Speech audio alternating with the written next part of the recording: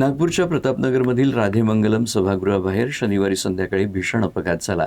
संध्याकाळी फिरायला निघालेल्या एका महिलेला भरधाव कारनं धडक दिली। या अपघातात महिला गंभीर जखमी झाली असून चालकाला अटक करण्यात आली आहे। मिळालेल्या माहितीनुसार स्वरूपनगरकडे जाणाऱ्या एका भरधाव वॅगनार कारनं रस्ता ओलांडणाऱ्या 64 वर्षीय महिलेला धडक दिली। धडक इतकी जोरदार होती की ती महिला जमिनीवर पडली आणि गंभीर जखमी झाली। प्रत्यक्षदर्शींच्या मते कार बेदरकारपणे आणि निष्काळजीपणे चालवली जात होती।